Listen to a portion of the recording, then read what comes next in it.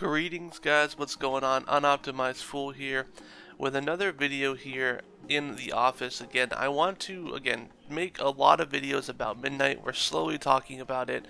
Last video we talked about the zones, and now today I want to talk about the new allied race, right? So obviously you guys know, again, if you're living under a rock, maybe you don't know, but there's a new allied race coming in Midnight, right? We have the Haranir, right? Again, I think I'm pronouncing that right.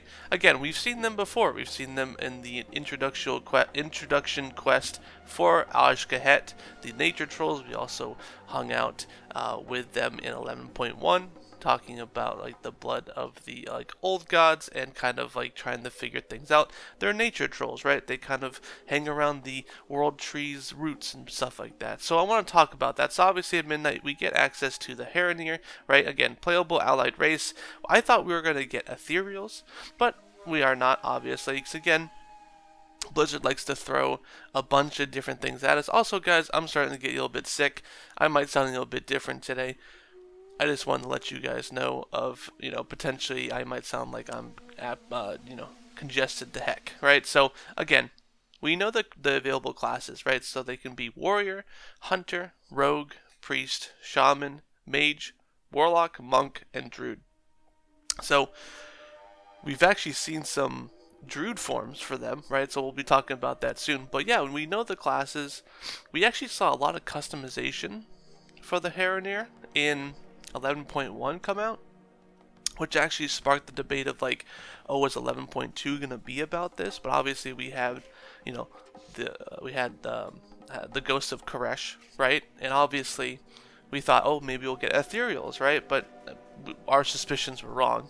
Some of them go wrong eventually, right? But a lot of people thought, oh, the Haranir are going to be abandoned, but thankfully they're going to be kind of hopefully a major lore plot here in Midnight, so it's good to see them still around.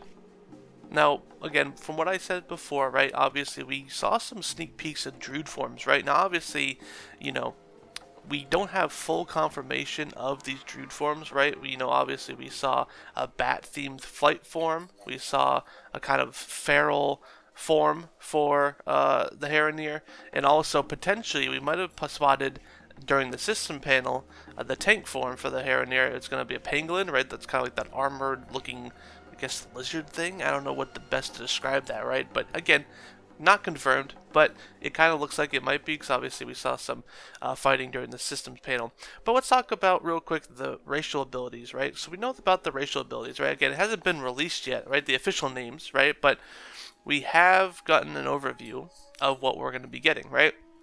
Again, guys, everything I talk about is subject to change, so things are going to be changing with all these videos, right? So we're getting 4 different things, right? We're getting a passive damage increase against aberrations and elementals, as well as reduced damage taking from them. So again, if there's situations where we're fighting aberrations and elementals, Haranir are going to be the ones to go for, right?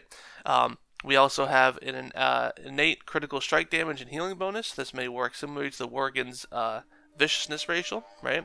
Now the viciousness racial, by the way, increases critical strike by 1%, which I actually forgot about, actually. A targeted ground ability that summons smart roots, which can heal allies and damage enemies. And then a fast travel ability that allows the Haranir to travel across the roots of the world trees, similar to the Dark Iron Dwarf ability Mole Machine. While some locations will be immediately available for fast travel, others will need to be unlocked by exploring the world. So again, which is pretty cool. Again, they do travel through the world tree, so that makes sense, right? And to cover something too real quick on how to unlock them, right? So they'll be unlocked through the Midnight main story campaign. Now, while the details haven't been confirmed, their unlock process will be similar probably to what we saw with the Earth in the War Within. So if that is the case, the Haranir might not be available until a few weeks after launch at Midnight.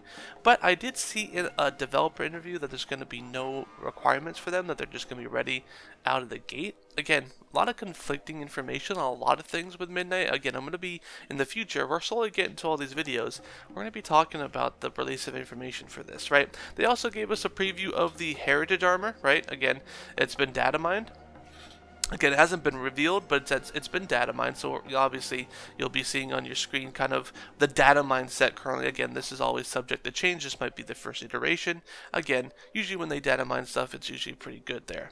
And again, of course, we see a lot of customization, again, with an allied race. Obviously, the customization, and some of this customization is going to look familiar because, again, we saw this in 11.1 being data mined from the files there, so which is pretty cool. But yeah, guys, again, that's all the information I want to share right now about the Haranir allied race. We're getting another allied race. It looks like we're probably, hopefully, getting an allied race per expansion, which is more than we can ever ask for. Again, are we going to get, they're going to be, again, let's just talk about real quick. World of Warcraft will always introduce a lot of different races than the ones they release for allied races. They're going to release like 3 cool like races in the story and then only have 1 allied race, right? So there's always going to be people wanting a certain allied race. Always, people will always be disappointed.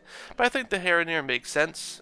I would have loved to see ethereals, but it is what it is. I don't think we'll see ethereals anytime soon after this point, so we'll see. But again, I want to get your opinion. Do you guys think Haranir is the right choice for the allied race?